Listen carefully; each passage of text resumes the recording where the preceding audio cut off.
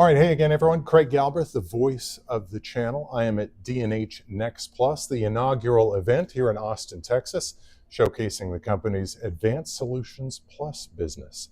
And I'm sitting down now with Colin Blair. Colin is Vice President of Cybersecurity and Emerging Technologies here at D&H. Colin, thanks for joining me and having me here this week. Hey, great to see you, Craig. Welcome to Austin. Yeah, thank you. I'm super excited to be talking about everything that your partners are doing in terms of emerging technologies and advanced solutions.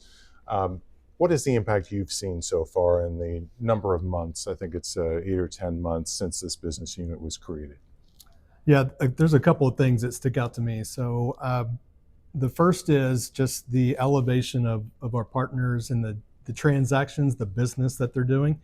So we're obviously known for being having a prominent business in SMB and mid-market, have for a long time. But our partners are pulling us into upper mid-market and lower enterprise. And so that really precipitated us needing to revisit our value proposition and the things that we want to do. And that continues to happen every quarter, honestly. So when we look at the partners, the type of business that they're doing, I'm impressed, and it challenges us to be better and really focus on that value proposition so we can put wind in their sail, help them go faster. It has been super impressive. So what are the core technologies that we're talking about here that they're having the most success with? If you look at the numbers, it's going to be cloud, and it's going to be security, and then we'll call it compute and storage, and power and cooling is absolutely killing it. Yeah. And it's kind of in that order, and they're large double-digit growth numbers. Yeah, we see those AI data centers being built out. A lot of that is needed. It is, and that message is really matriculating down, and the partners from, the really big guys to, the mid-market and SMB, and that's it's really creating a lot of lift in it. And so our job is to really identify those pockets of opportunity, because there's several, and then provide that enablement to help them go after where it is that they want to operate and build.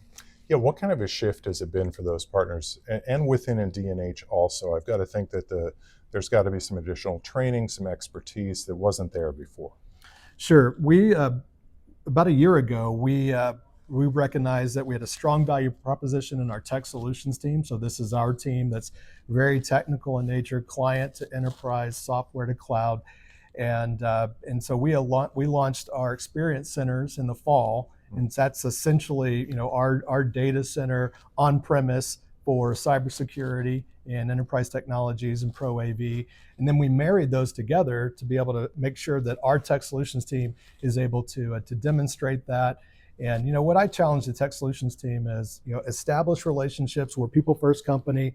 We need to have that technical to technical, press the flesh sort of attitude and execution cycle.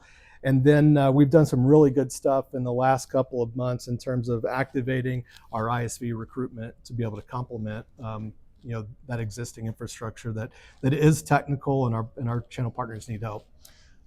What has been the vendor alignment? What does that look like? I assume there's had to been some more discussions with them and how those relationships are going to work. How have they responded to all of this? Yeah, that's a great question. So my short answer is it shows up in the sponsorships and the partnerships that we've got. So we obviously do a lot of marketing and business development and channel development.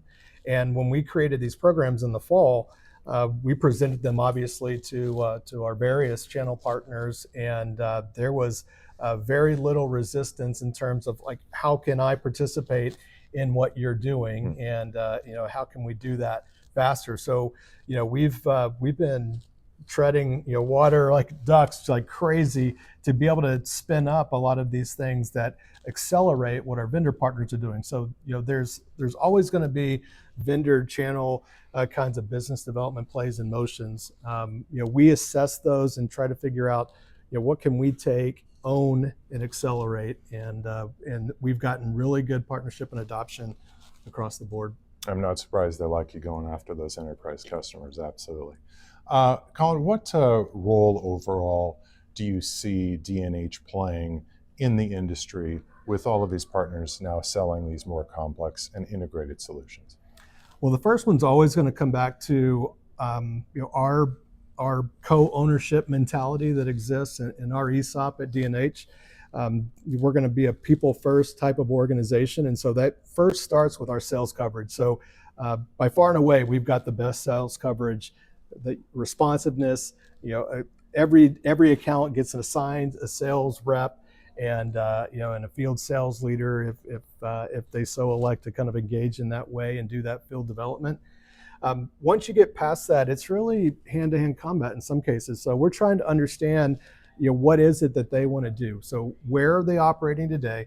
Where do they want to build? What are the conditions that are unique to where they serve? So they may be MSPs, they may be SMB, they may be system integrators even. And so it's different strokes for different folks. And so we come alongside where they want to go, and try to just activate that for what they want to do. In some cases, especially right now, there's going to be some all plays. So we call them opportunity zones.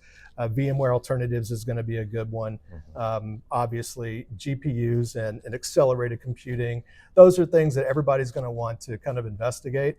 But it's interesting when you talk to channel partners. There's a lot of them that never met a channel program that they didn't like. And so, Right. At face value, it's like, well, that's good, and the vendors are creating, really good programs, but in many cases, there's too many of them. And so, as we help our partners grow into the enterprise, there's a lot of things that you have to say no to. That's a big part of strategy, is just understanding, hey, we've experienced that. Here's what we've seen other partners do.